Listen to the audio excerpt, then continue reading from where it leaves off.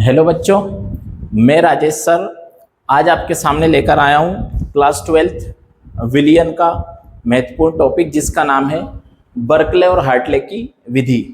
तो ये जो विधि है इसका उपयोग हम काय के लिए करते हैं। बर्कले और हार्टले दो वैज्ञानिकों के नाम हैं। इन दोनों ने मिलकर एक विधि बनाई थी जिससे हम क्या करते हैं, किसी भी विलियन का परासरण दाब आसानी से ज्ञात कर सकते हैं। तो किसी भी विलियन के परासरण दाब को अगर आपको निकालना है तो उसके लिए हम बर्कले और हार्टले की विधि का उपयोग करते हैं। इस विधि में हम क्या करते हैं उसको हम डिटेल में समझेंगे इस वीडियो में। तो देखिए क्या करते हैं हम। सबसे पहले ये डायग्राम बना हुआ है अपने पास। इसमें क्या करना है कि ये जो डायग्राम होता है ये पूरा एक धातु का पात्र होता है और इस धातु के पात्र में ये जो दिख रहा है आपको, ये लाइनिंग वाला पोर्शन, ये जो दिख रहा है ये अर्धपारगम्य में झिल्ली होती है। किसकी अर्धपारगम्य में झिल्ली होती है? ये इसको अगर आप देखेंगे तो ये अर्धपारगम्य में झिल्ली होती है। ठीक है, आप देखेंगे क्या हो रहा है यहाँ पर इस पात्र में ऊपर यहाँ पर हम क्या लगा सकते हैं, प्रयुक्त दाब लिखा है, मतलब कि यहाँ पर हम पिस्टन लगा देते हैं। क्या पिस्टन लगा देते हैं जिसकी सहायता से हम दाब डालते हैं।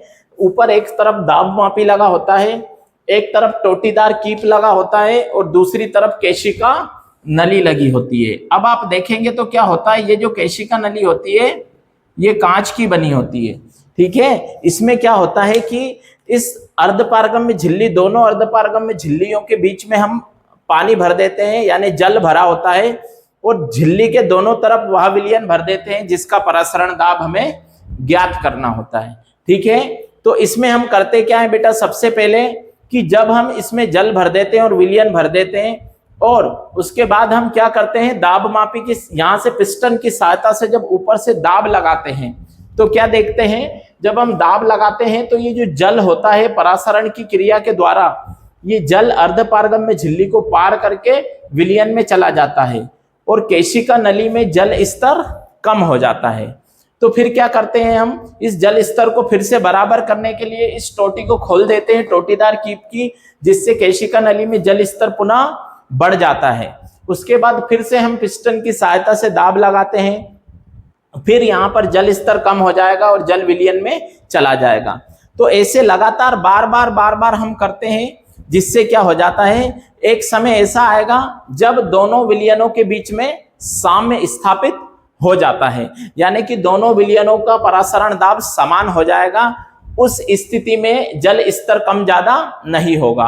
अब उस स्थिति में हम क्या करते हैं, इस दाब मापी की सहायता से उस विलयन का परासरण दाब नोट कर लेते हैं। दाब मापी का जो पाठ्यांक होगा वही हमारा इस विलयन का परासरण दाब होगा। तो इस तरह से हम किसी भी विलयन का परासरण दाब आसानी से ज्ञात कर लेते हैं बर्कले हार्टले की विधि की सहायता से। अब कभी कभी एग्जाम में इस विधि के लाभ भी पूछे जाते हैं, यानी कि इस विधि का उपयोग हम करते हैं तो इससे फायदे क्या है, लाभ क्या है। तो इसके जो लाभ होते हैं मैं आपको बता देता हूं। इसके लाभ, इसके बहुत सारे लाभ होते हैं, दो तीन मैं आपको बता देता हूं।